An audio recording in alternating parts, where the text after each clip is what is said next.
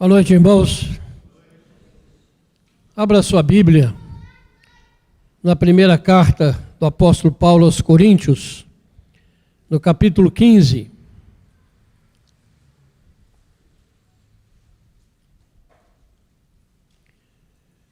Primeira Coríntios, capítulo 15. Nós vamos ler a partir do versículo 20.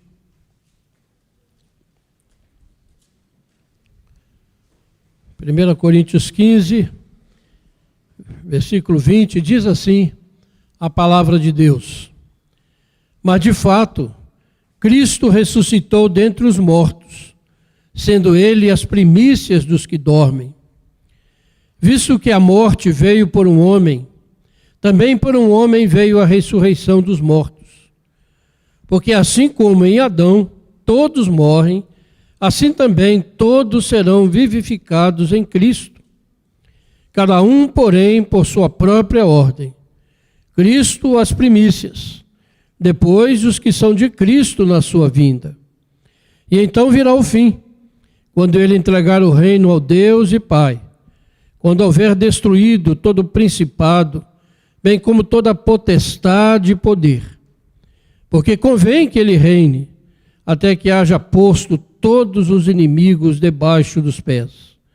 O último inimigo a ser destruído é a morte. Porque todas as coisas sujeitou debaixo dos pés.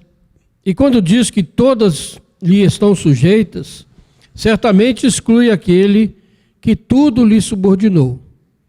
Quando, porém, todas as coisas lhe estiverem sujeitas, então o próprio Filho também se sujeitará àquele que todas as coisas lhe sujeitou, para que Deus seja tudo em todos. Amém. Senhor, a tua palavra está diante de nós, aberta, lemos, sabemos que essa palavra é viva, é poderosa, é eficaz, por si mesmo, Pai. Mas nós rogamos agora também que o teu Espírito Santo nos conduza, Pai, no entendimento desse texto. Teu Espírito aplique a tua palavra aos nossos corações, dando-nos entendimento, tocando em nossa vida, renovando a nossa fé, a nossa esperança e o nosso amor, ó Pai. Fala conosco. Nós estamos, ó Pai, desejosos de ouvir a tua voz. Em nome de Jesus. Amém. Hoje pela manhã, o reverendo Pedro Felipe fez uma exposição profunda dos versos 1 ao verso 19 desse texto. E ele mostrou ali que a ressurreição do Cristo já estava predita no Antigo Testamento.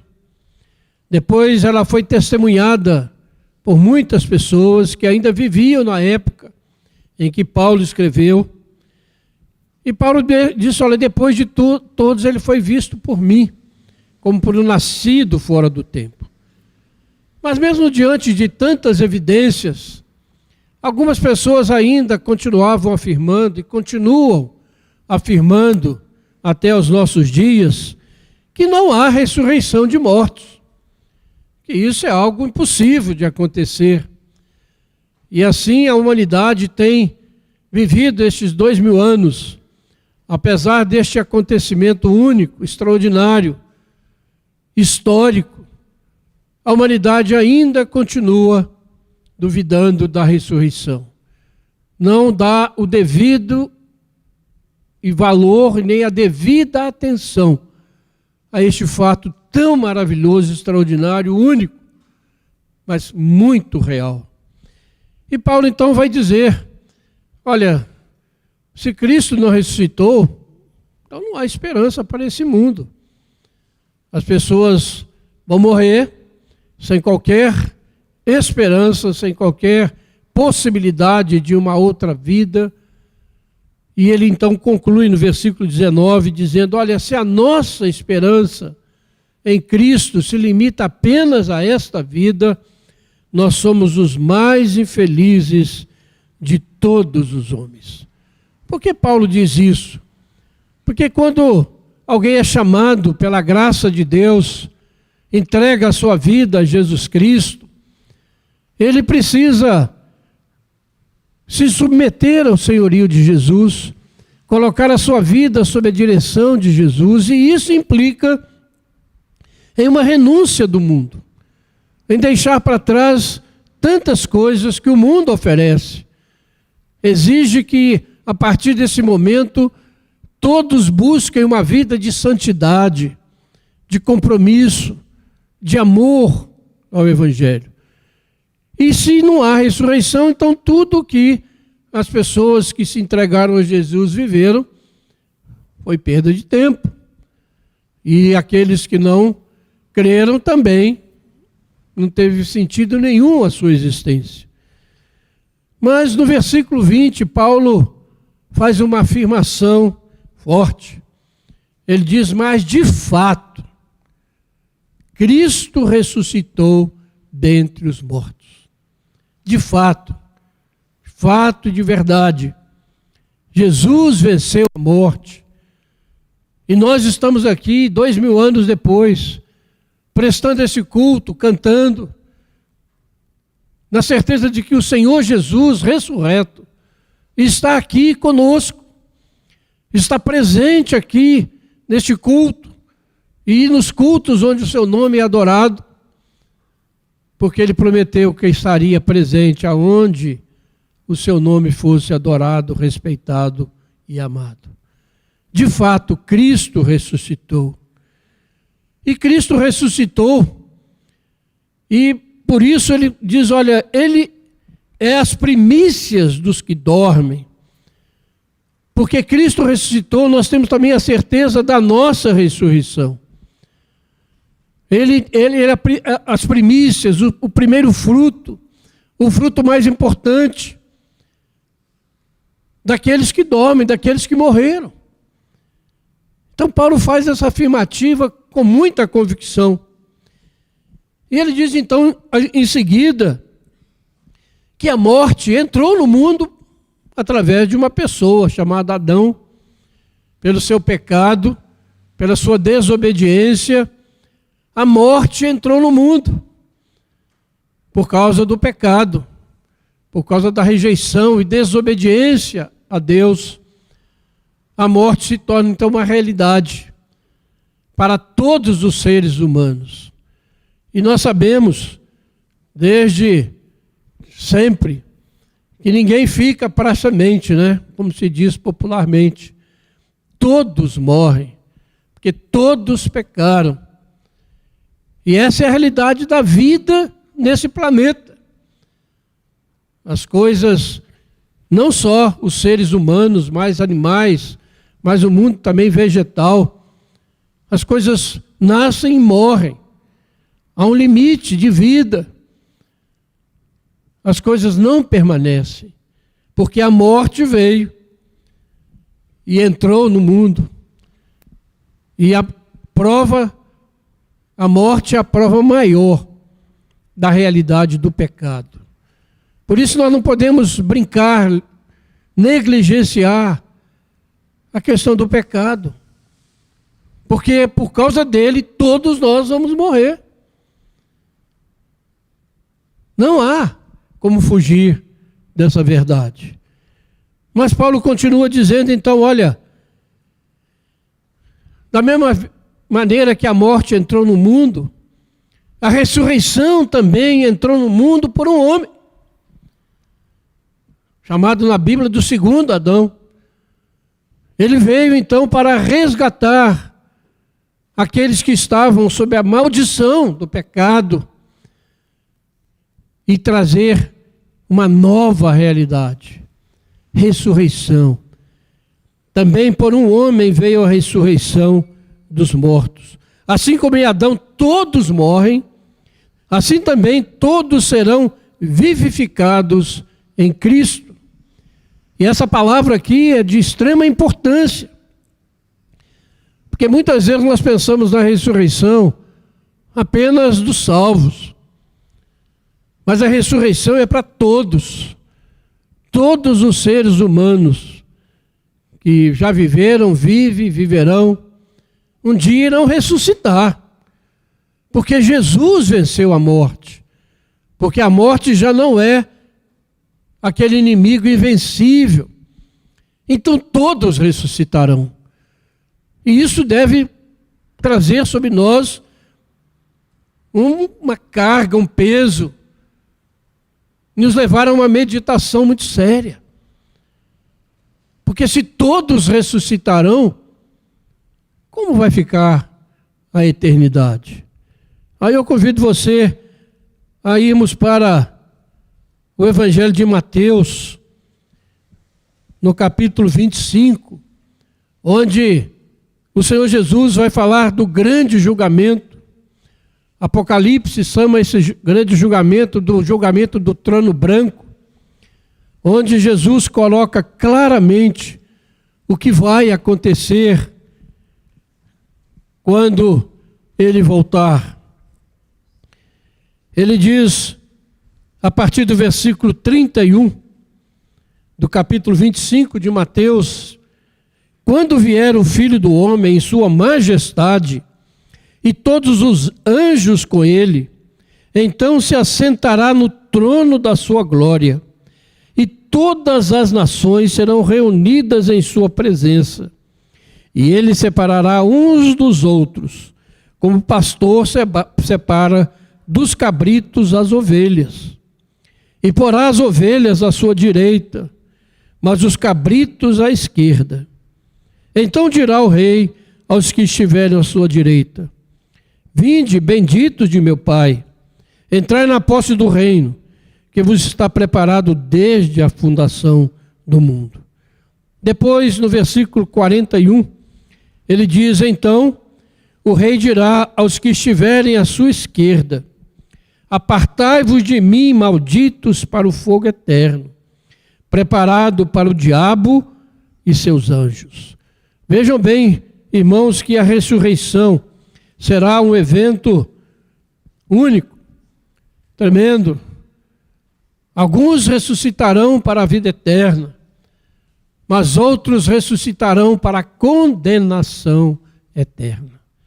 Nós não podemos imaginar isso, irmãos, e é muito difícil para nós, cristãos, imaginarmos isso, né? Uma condenação eterna daqueles que rejeitam a Jesus, daqueles que hoje negam a vida, morte e ressurreição de Jesus, daqueles que hoje zombam do Senhor, daqueles que hoje querem destruir toda a civilização cristã, baseada nos valores cristãos. Estes um dia irão encontrar com o Senhor para prestar contas do que fizeram nesta vida. Todos serão vivificados. E nós precisamos então pensar, o problema do ser humano, irmãos, não é a morte que nós tanto tememos. E nós vivemos num mundo e numa época, numa sociedade, em que as pessoas estão extremamente preocupadas com a sua vida, querem esticar a vida.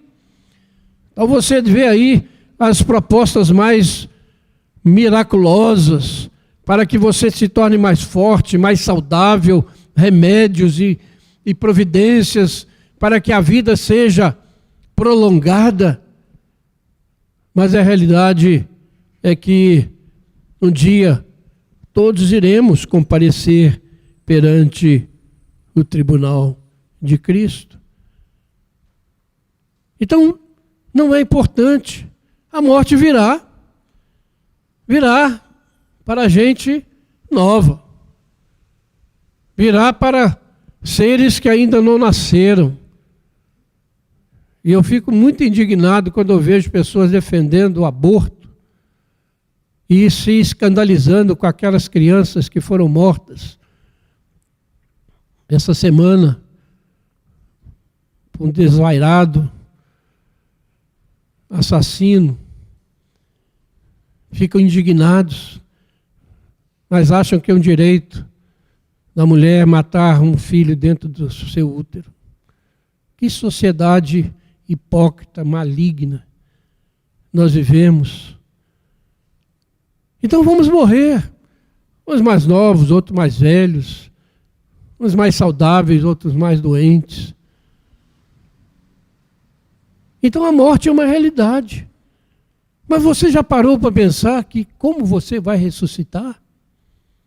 Aqui está dizendo, uns vão ressuscitar, estarão à direita do Senhor. Vinde benditos de meu Pai. Outros estarão à sua esquerda, diz, apartai-vos de mim, malditos, para o fogo eterno. Então, o mais importante da gente pensar no que nós vamos morrer, como vamos morrer, se vamos morrer ou não, pense, como eu vou ressuscitar? Com Jesus, em poder e glória, ou sem Jesus, para uma condenação eterna? Irmãos, é algo que vai muito além daquilo que a gente pode pensar, que dá um frio na nossa barriga, a nossa mente não consegue imaginar isso, mas é o que a palavra de Deus nos mostra e nos revela. Todos serão vivificados em Cristo. E diz o texto então que cada um porém, na sua própria ordem. Cristo as primícias. Ele já ressuscitou. Ele já marcou a história. Que a ressurreição virá. Que ela não é um conto de fadas. Que não é algo que o homem pensa, imagina. E aqui a gente vê a diferença do cristianismo. Irmãos. Todos aqueles que fundaram religiões estão mortos, enterrados. E o máximo que as religiões do mundo oferecem é uma reencarnação. Você vai e volta, vai e volta, vai e volta. Comete os mesmos pecados, mesmo problema, mesma vida dura. E a gente vê que cada vez mais a humanidade piora. Cada vez mais os seres humanos se tornam mais violentos. A falta de amor. Outros pregam que o ideal de tudo é você desaparecer no nirvana. Se tornar nada. Que coisa horrível. Que esperança. Outros pregam que se você morrer numa luta pela sua religião, você vai ter um céu muito bom, muito extraordinário. Mas só Jesus, só o Evangelho prega que haverá uma ressurreição.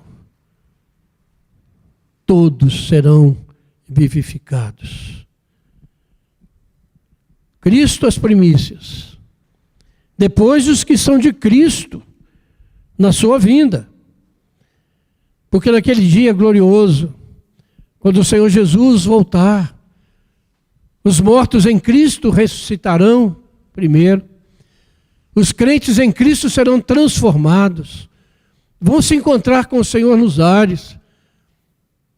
E logo depois todos serão ressuscitados.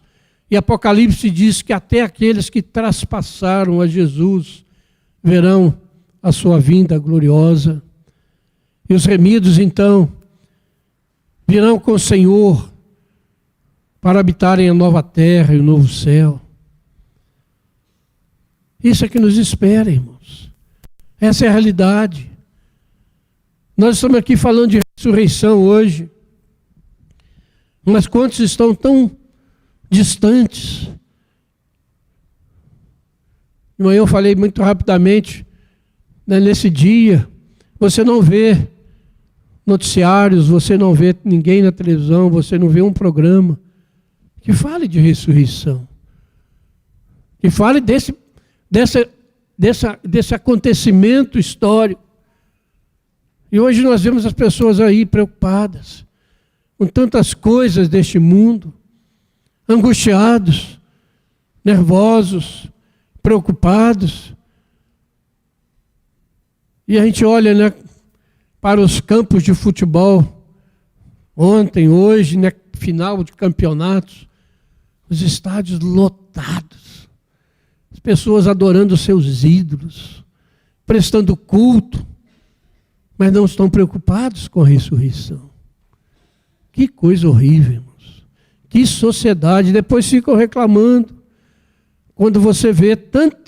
tanta desgraça, tanta miséria, tanta violência neste mundo? Porque desprezaram o Senhor da glória. Aqueles que são de Cristo vão se encontrar com Ele para estarem para sempre.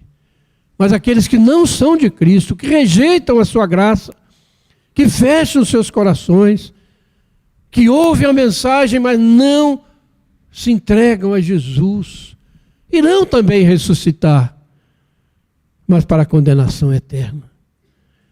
Porque o texto vai dizer então que ele vai entregar o reino a Deus, o Pai, quando ele houver destruído todo o principado, bem como toda a potestade, quando houver posto todos os inimigos debaixo dos seus pés, e o último inimigo a ser destruído é a morte. A morte já foi vencida. Por isso a Bíblia diz que nós não devemos temer. Pelo contrário, a Bíblia vai dizer, olha, que nós devemos temer aquele que pode fazer perecer no inferno tanta alma como corpo. Não temer aqueles que podem apenas matar o nosso corpo. E às vezes a gente tem mais medo disso, porque a morte já foi vencida.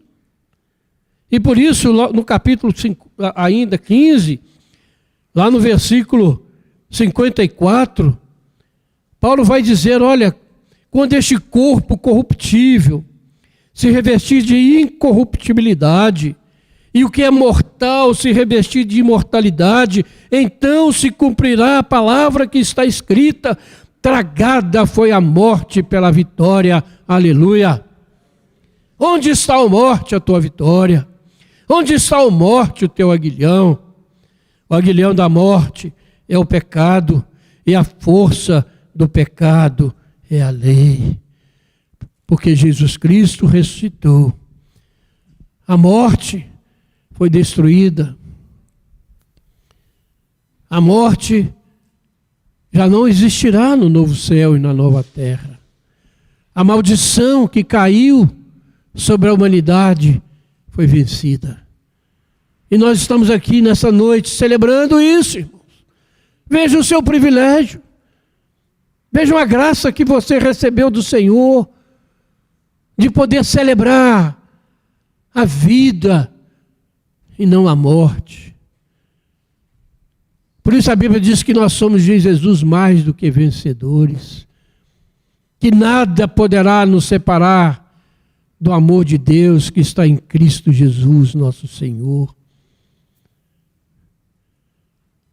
Que privilégio, irmãos, podemos estar aqui reunidos num culto para celebrar a vitória de Jesus Cristo. Aquele que foi numa cruz por causa dos nossos pecados, que levou sobre ele toda a maldição que deveria cair sobre nós, que morreu a nossa morte, para que nós possamos viver a sua vida. Uma vida de confiança, uma vida de amor, uma vida que glorifica o Senhor. E o apóstolo Paulo, irmãos, quando ele diz aqui, olha, se Cristo nos ressuscitou, nós somos os mais infelizes. Olha aí na sua Bíblia, no versículo 29 em diante, onde ele vai falar, olha, se não há ressurreição, se os mortos não ressuscitam, porque muitos se batizam por causa deles. E aqui, só fazendo um parênteses, né? Os mormons batizam as pessoas a favor dos seus antepassados, fazem a árvore genealógica, eles são espertos nisso, de você poder saber quem foram os seus antepassados, para que você se batize, para que eles sejam salvos. Isso é uma heresia. Mas leia esse versículo aqui de uma forma totalmente errada. Paulo está dizendo aqui, olha, aqueles que viram a fidelidade dos seus parentes, dos seus amigos, dos seus pais, que não negaram a fé, mesmo diante da morte, que se sacrificaram, morreram confessando Jesus, e foram tocados por isso e resolveram então se batizar, confessar Jesus. Por isso ele fala, então, aqueles que confessam Jesus hoje, porque receberam esse testemunho tão fiel, o que será deles? Paulo vai dizer, porque também nós nos expomos a perigos a toda hora. Dia após dia morro. Eu protesto, irmãos, pela glória que tenho em vós outros, em Cristo Jesus, nosso Senhor. Se como homem lutei em Éfeso com feras, que me aproveita isso? Se os mortos não ressuscitam, comamos e bebamos, que amanhã morreremos. Aqueles que não creem na ressurreição, lutam a vida, passam a vida atribulada, passam por problemas terríveis, por enfermidades. Para quê? Sem sentido e sem propósito.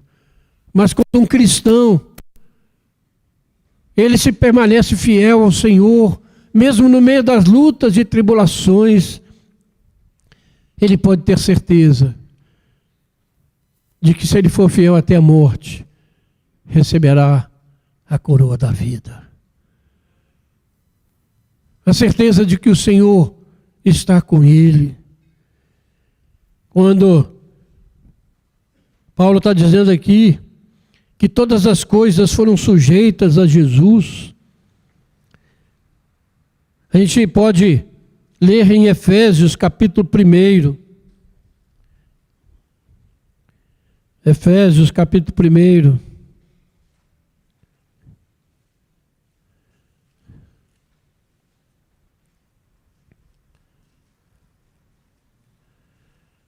Quando Paulo diz o seguinte, Efésios 1, verso 19 em diante, ele diz, e qual a suprema grandeza do seu poder para com os que cremos, segundo a eficácia da força do seu poder, o qual exerceu ele em Cristo, ressuscitando-o dentre os mortos e fazendo-o sentar à sua direita nos lugares celestiais, acima de todo principado e potestade, e poder e domínio, e de todo nome que se possa referir, não só no presente século, mas também no vindouro. E pôs todas as coisas debaixo dos seus pés, e para ser o cabeça sobre todas as coisas, o deu à igreja. Aleluia. O qual é o seu corpo, a plenitude daquele que a tudo enche em todas as coisas. Esse é o Jesus ressurreto. É aquele que tem domínio sobre todas as coisas. É aquele que caminha conosco a cada instante, a cada momento, que nunca nos abandona, que está conosco dia a dia, dizendo, não temas, eu estou contigo. Não temas. Que coisa maravilhosa, irmãos. Temos um Deus tão maravilhoso, tão extraordinário, tão grandioso. E podemos crer na ressurreição. Sabemos que a ressurreição de Jesus não foi em vão. Que ela produz fruto. E nós somos estes frutos. Fomos alcançados pela sua graça, pelo perdão que recebemos, porque Ele pagou os nossos pecados, a nossa dívida. E hoje somos libertos, somos livres em Cristo Jesus. Irmãos, esse é um dia especial. Todo domingo é especial, né? Todo domingo, por isso é chamado dia do Senhor. Não é nosso, é dele. É o dia que nós somos chamados para reverenciar o Senhor, para agradecer. Mas nessa data que a gente celebra de uma maneira especial a ressurreição, como é bom lembrar dessas coisas. Lembrar que a morte foi vencida. Haverá uma ressurreição. E é nisso que nós devemos pensar. Como vou ressuscitar? Com Cristo para a vida eterna, ou sem Cristo para a condenação eterna.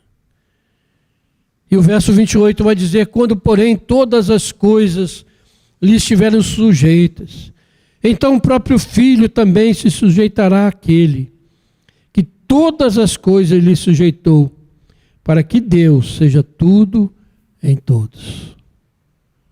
Essa é a esperança cristã. E muito mais do que esperança, é a certeza do cristianismo, irmãos. E como estão lutando, e como o diabo luta para destruir o cristianismo dos nossos dias.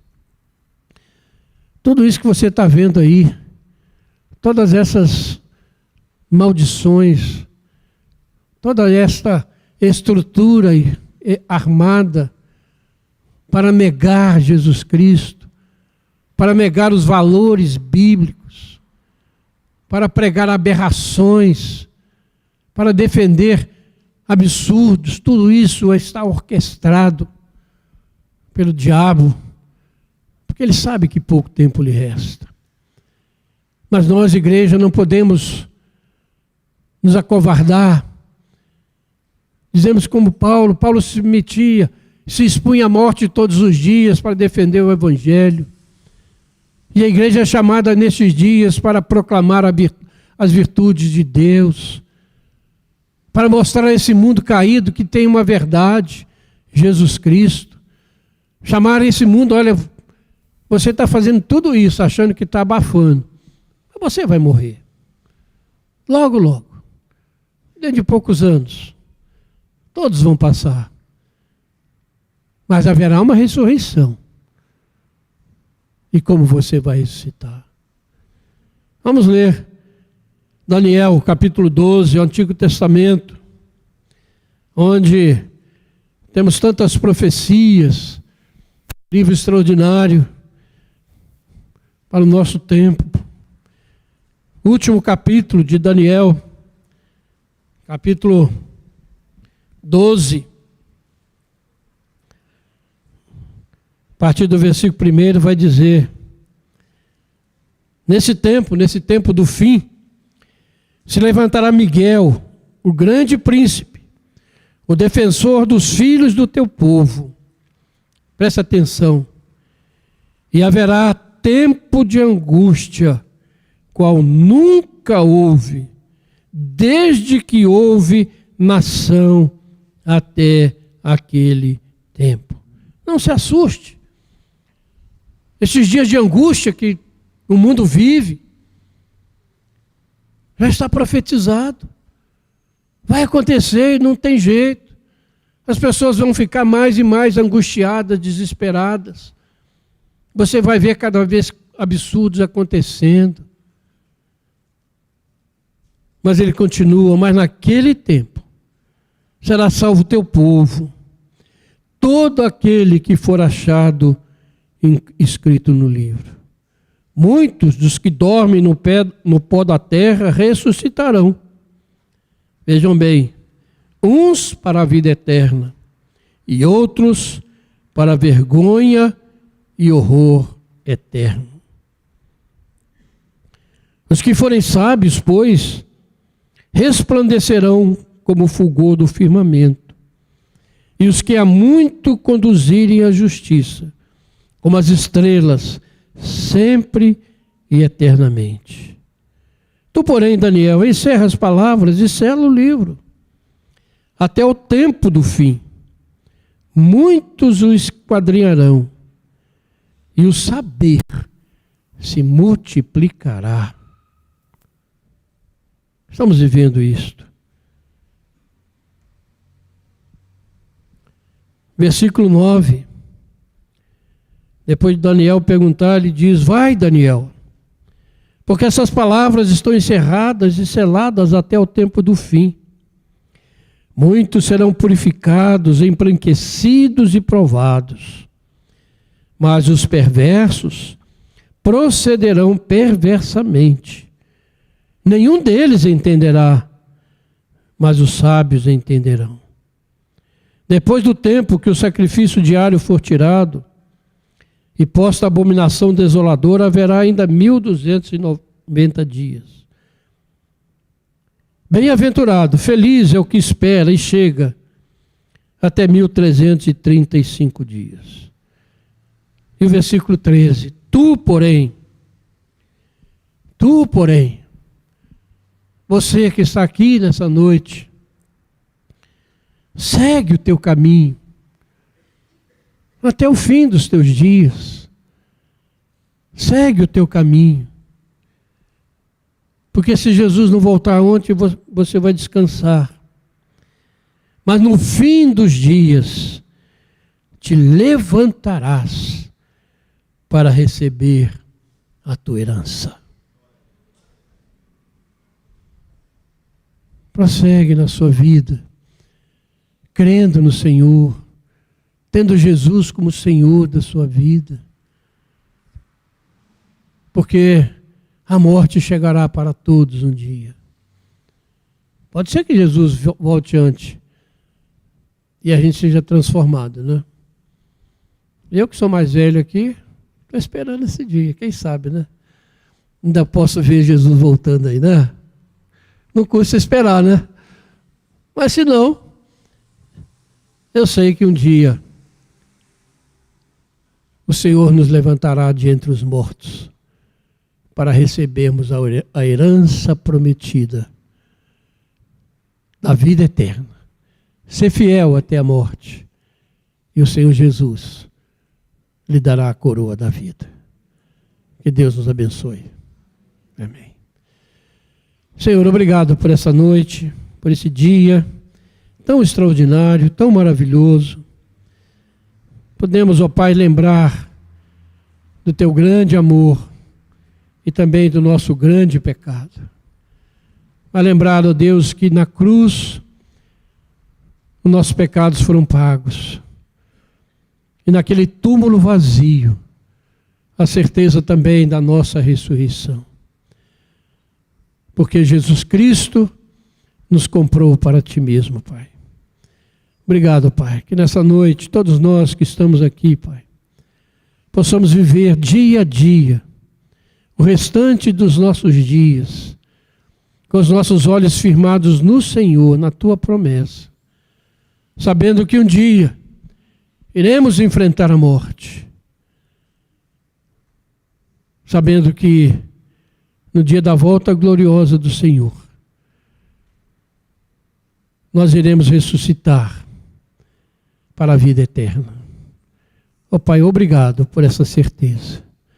Que ela preencha os nossos corações dia a dia e nos faça vitoriosos, ó Pai, sobre todos os ataques do maligno, sobre todos os ataques deste mundo tenebroso.